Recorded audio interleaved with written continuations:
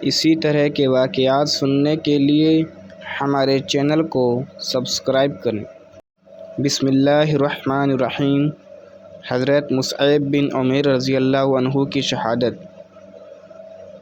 حضرت مصعب بن عمیر رضی اللہ عنہ اسلام لانے سے پہلے بڑے ناز کے پلے ہوئے اور مالدار لڑکوں میں سے تھے۔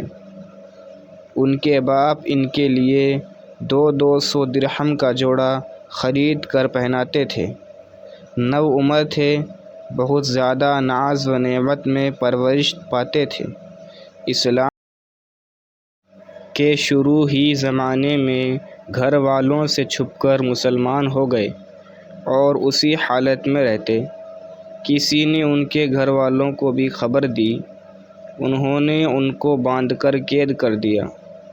کچھ روز اسی حالت میں گزرے اور جب موقع ملا تو چھپ کر بھاگ گئے اور جو لوگ حبشہ کی ہجرت کر رہے تھے ان کے ساتھ ہجرت کر کے چلے گئے۔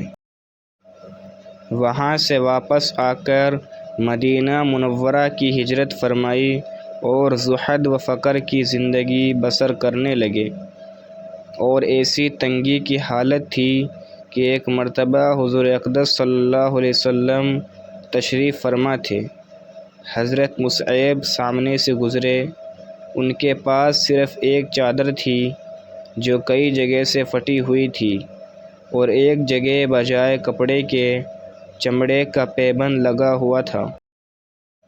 حضور صلی اللہ علیہ وسلم نے ان کی اس حالت اور اس پہلی حالت کا تذکرہ فرماتے ہوئے آنکھوں میں آنسو بھر لائے۔ غزوہ احد میں مہاجرین کا جھنڈا ان کے ہاتھ میں تھا۔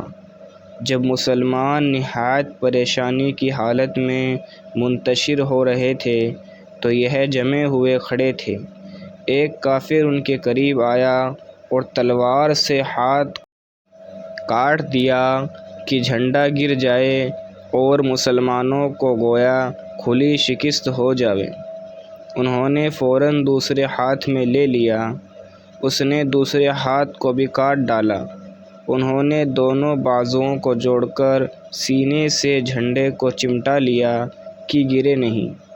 اس نے ان کے تیر مارا جس سے شہید ہو گئے، مگر زندگی میں جھنڈے کو گرنے نہ دیا۔ اس کے بعد جھنڈا گرا جس کو فوراً دوسرے صحابی نے اٹھا لیا۔ جب ان کو دفن کرنے کی نوبت آئی تو صرف ایک چادر ان کے پاس تھی جو پورے بدن پر نہیں آتی تھی۔ اگر سر کی طرف سے ڈھانکا جاتا تو پاؤں کھل جاتے اور پاؤں کی طرف کی جاتی تو سر کھل جاتا۔ حضور صلی اللہ علیہ وسلم نے ارشاد فرمایا کہ چادر کو سر کی جانب کر دیا جائے اور پاؤں پر اس کھیر کے پتے ڈال دیے جائیں۔ یہ آخری زندگی ہے اس نازک اور نازوں میں پلے ہوئے کی جو 200 درہم کا جوڑا پہنتا تھا کہ آج اس کو کفن کی ایک چادر بھی پوری نہیں ملتی، اور اس پر ہمت یہ ہے کہ زندگی میں جھنڈا گرنے نہ دیا۔ دونوں ہاتھ کٹ گئے مگر پھر بھی اس کو نہ چھوڑا۔